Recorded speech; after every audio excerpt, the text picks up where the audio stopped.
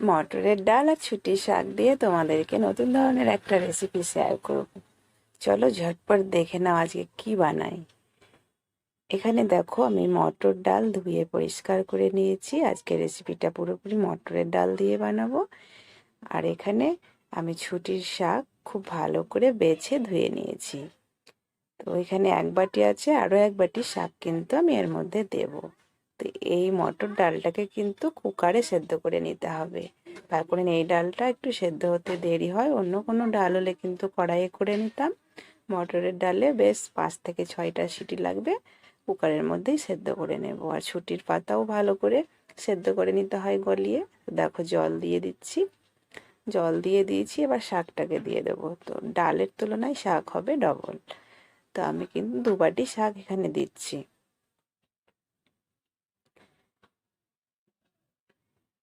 তো শাক দেওয়া হয়ে গেছে, শাকের জল খুব সুন্দর করে ঝরিয়ে নিয়ে শাকটাকে দিয়ে দিলাম। এবার এই শাকের মধ্যে দিয়ে দেব স্বাদ মতো লবণ আর হলুদ। পরে আবার লবণ দেওয়া যাবে, কিন্তু সেদ্ধ করার সময় আমি অল্প পরিমাণে লবণ হলুদ কিন্তু দিয়ে দিচ্ছি। আরও অল্প একটু জল দিয়ে দেব। জল দেওয়ার পরে মুখটা লাগিয়ে সিটি দিয়ে নেব।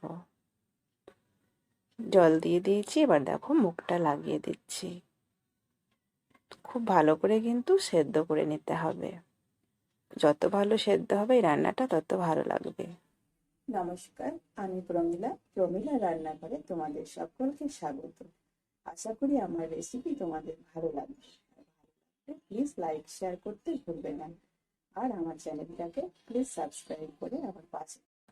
দেখো গ্যাসের মধ্যে কিন্তু কুকার বসিয়ে দিয়েছি, এবার কিন্তু সিটি পড়ে যাবে।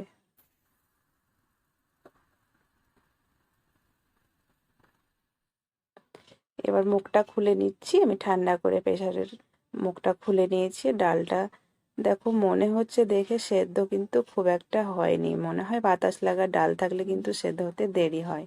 তো দেখা যাক, আমি একটা ডাল ঘুটনির সাহায্যে ঘুটে নিচ্ছি। যদি ভালোভাবে ঘোটা হয় তাহলে ভালো, না হলে কিন্তু আমি আবার সেদ্ধ করে নেব। তো দেখো ডাল কিন্তু সেদ্ধ হয়নি, আমাকে আরও একবার 2-4টে সিটি দিতেই হবে। তো আমি 2-4টে সিটি কিন্তু দিয়ে খুব ভালো করে আবারও দেখো সেদ্ধ করে নিয়েছি বন্ধুরা। বাতাস লাগা ডাল ছিল, তার কারণে 6টা সিটি দেওয়ার পরে আমার ডালটা সেদ্ধ হয়নি। আরও 4টে দিয়েছি, মোট 10টা সিটি দিয়ে এত সুন্দর হয়েছে।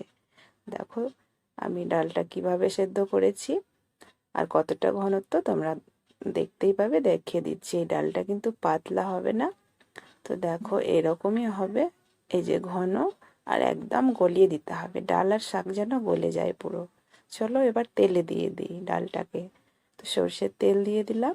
তেলের মধ্যে দিয়ে দিচ্ছি 1 চামচ গোটা জিরে, আর দিয়ে দেবো 2টো তেজপাতা, শুকনো লঙ্কা। নিরামিষ ডাল তাই কিন্তু রসুন পড়বে না, পেঁয়াজও পড়বে না। তো ফোড়নটাকে ভেজে নেব। আর অল্প একটু আমি আদা গ্রেট করে রেখেছি, নিরামিষ ডালের জন্য খুব ভালো লাগে, তাই আদা গ্রেট করা আদা দিয়ে ভেজে নেব। ফোড়ন দেখো খুব সুন্দর ভাজা হয়ে গেছে। এবার কিন্তু আমি শাক আর ডাল ছেড়ে দেব।